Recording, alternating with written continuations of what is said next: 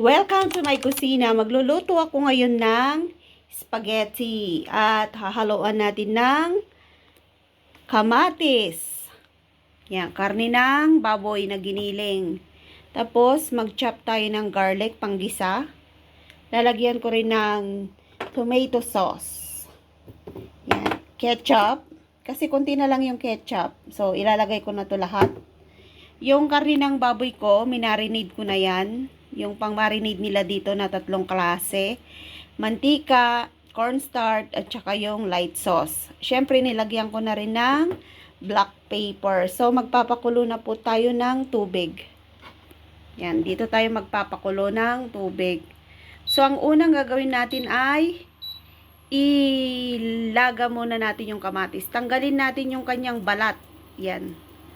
Tapos, isunod natin yung pasta noodles. I-boil natin dito.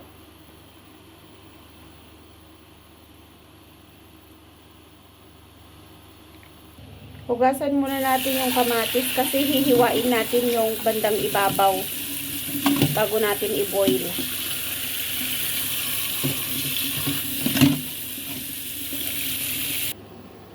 So, ito, hiwain natin dito. Kunti lang. Yan, ganyan siya. Para dyan siya magbuka pag tinanggal natin yung balat. So, i-boil na natin. So, yan na. Kumukulo na yung tubig natin. Yan, ilalaga natin dito. Yan. Tanggalin kasi natin yung kanyang balat.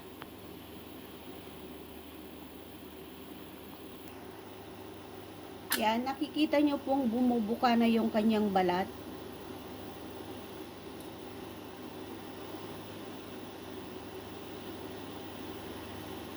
Ayan o, madali na lang siyang tanggalin.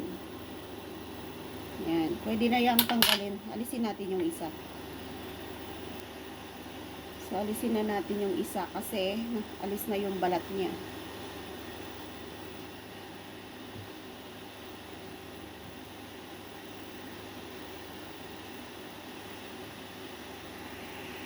So, eto na siya. Pwede na siyang tanggalan ng balat. Yan, tatanggalin natin yung balat niya.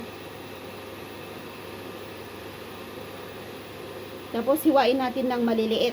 Kasi ito yung gagawin nating sauce ng spaghetti. Yan.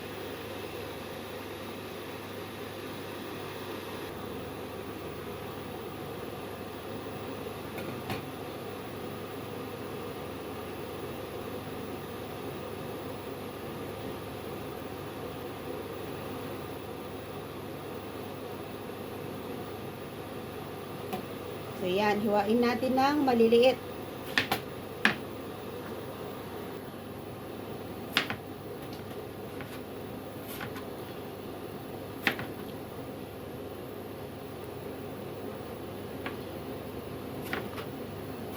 Para madali siyang maluto mamaya. Yan. Hiwain natin ng ganyan kaliliit.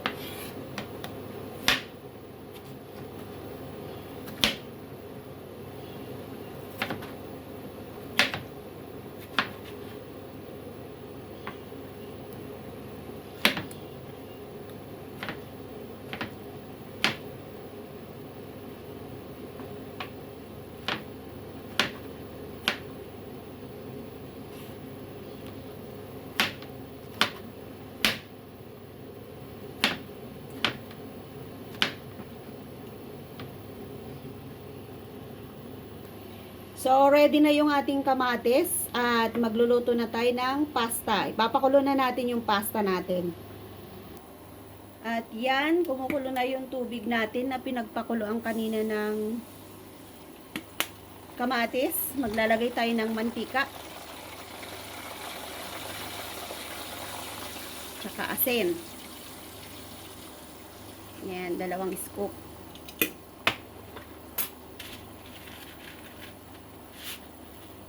So, eto po yung pasta natin. Hindi natin niluluto lahat. Mag-iiwan tayo ng 3/4 kasi hindi namin maubos yung kalahati. Yan. Tama na yan. May naiwan. Kasi hindi namin maubos yung kalahati. So, nag-iwan muna ako ng konti. So, hintayin nating maluto yung ating pasta. Kailangan nating ilubog-lubog kasi pag hindi natin galawin tong pasta natin, magdidikit-dikit yan. So, kailangan natin siyang i-press ng ganito para hindi siya magdikit-dikit.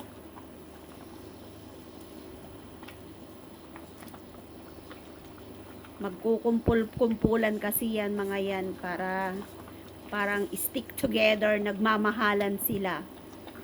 Kaya nagdidikit.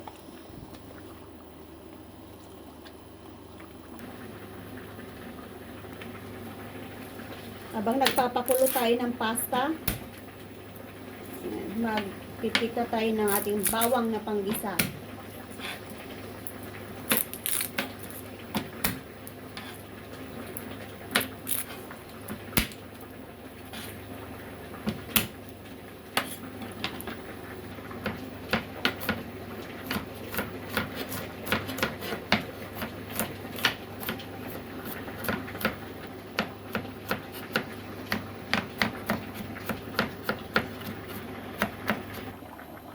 So, ito try na natin tong pasta natin kung ready na.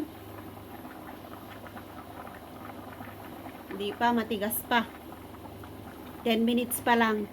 Kailangan kasi 15 minutes to 18 minutes bago siya maluto.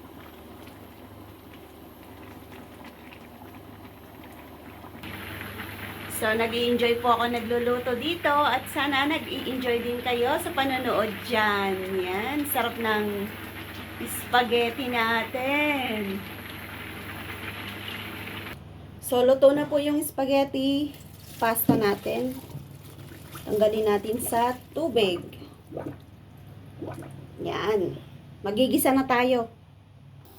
So, magigisa na po tayo ng pangsahog natin. Lagyan natin ng mantika. And then, bawang. Sunod natin yung bawang.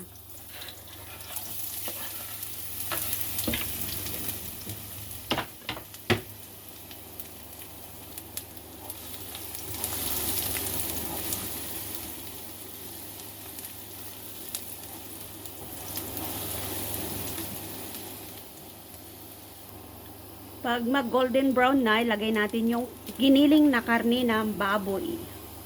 Yan. Yan.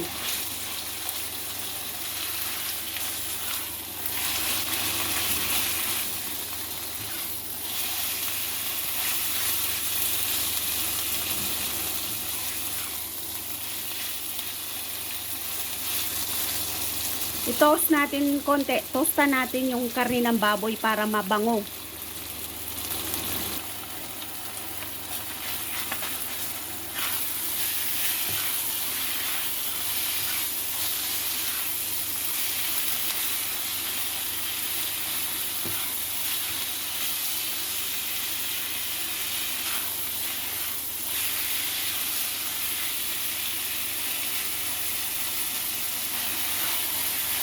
So, yan, ready na siya. Tanggalin muna natin dito sa kawali at iluluto natin yung ating kamatis.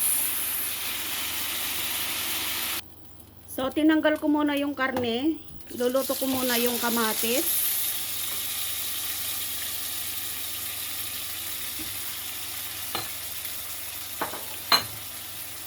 Yan, takpan natin.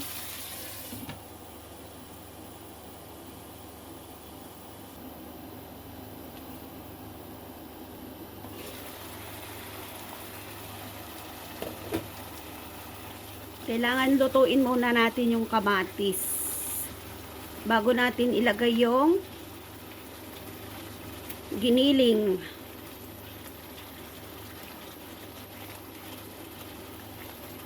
Kasi ito yung gagawin nating sauce ng ating spaghetti.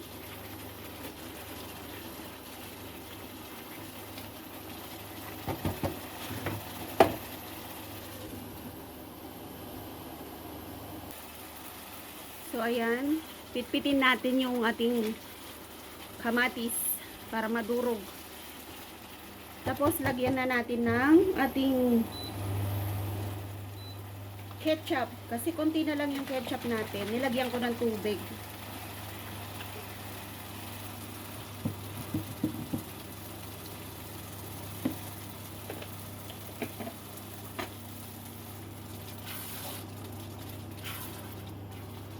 Yan, tingnan nyo, naging pula na siya.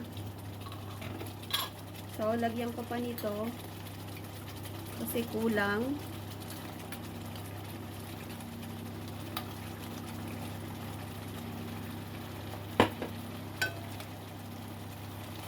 So, ito po yung sauce ng aming spaghetti dito sa bahay.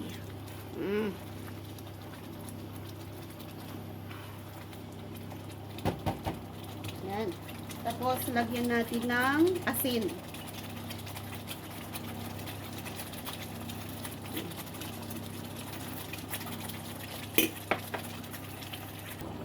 Naglalagay din ako ng sugar. 2 kutsara. Kasi maasim.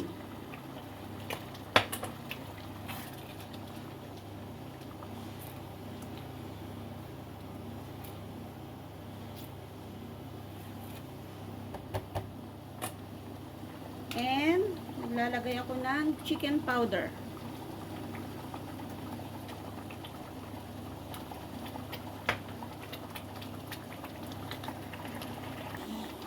So, yan. Ready na po yung ating sauce. Yan, oh.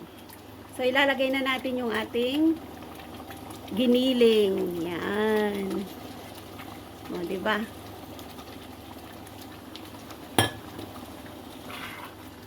So, ganito po ako gumawa ng sauce dito sa Hong Kong.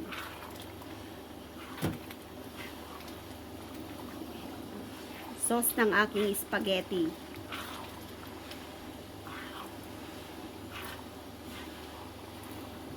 Diba? Sarap. Kamatis, ketchup, at saka giniling.